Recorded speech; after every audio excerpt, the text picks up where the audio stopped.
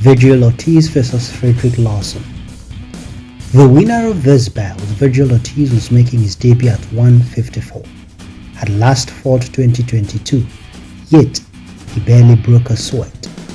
Though Ortiz was 19-0 and now 20-0, all victories by stoppages, his first round victory over Frederick Lawson was much less a testament of his dexterity as a boxer than it was the outcome of a controversial refereeing. Ortiz landed a stiff jab on Lawson which hurt Lawson.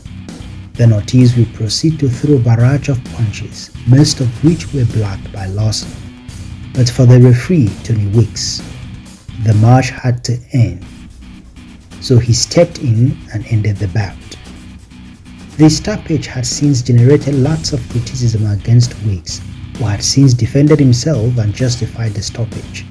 Ortiz's victory was not as impressive, dramatic and deadly as our next match. Davies vs Ismael Barroso.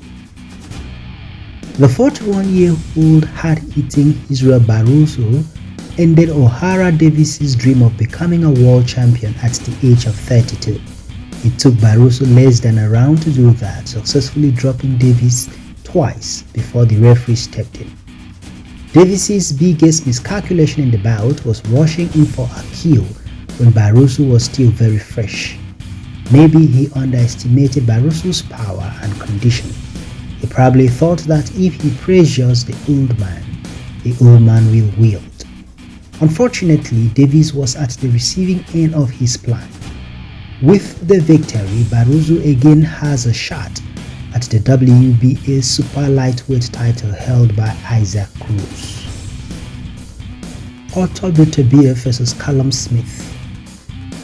The Russian knockout machine Beterbiev advanced his record to 20-0 when he stabbed the Brit Callum Smith in the 7th round of their 12-round scheduled bout held at Videotron Centre, Quebec City, Canada.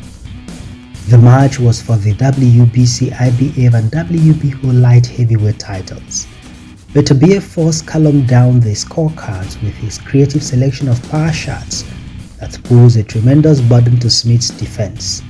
From round 4, Beterbiev was landing clean power shots at an impressively outrageous percentage.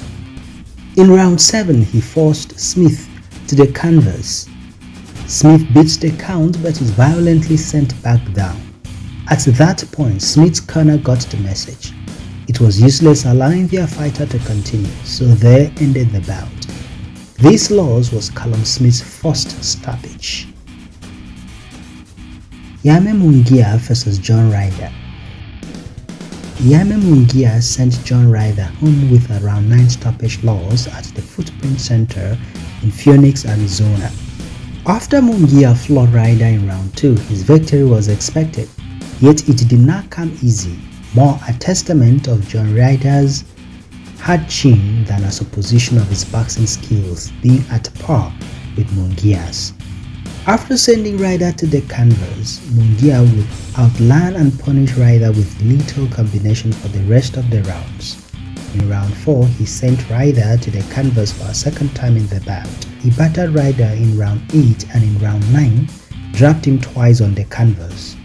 Well, it had to end, and as Ryder survived the round, his corner ended the fight. Azim vs Enoch Poulsen. Injury did more in the outcome of this fight than what any of the two boxers did. The bout was a close call, but Azim was ahead on the scorecards owing to his improved fast jabs. Despite this, Poulsen was all the time composed and very much in the bout, like someone who was conserving energy for halftime usage. If that were the case, it was not a bad plan, seeing that he was not taking too many punches owing to his solid footwork. Whatever was Poulsen's plan, his right shoulder was obviously not interested, for as soon as he fired a right hook at close range to Azim's hand, his right shoulder dislocated. Poulsen shook his head, dropping to his knee, instantly recognizing the horribly familiar pain of a dislocated shoulder. He sat out the count after realizing he was unable to continue. Boxing is indeed a deadly business.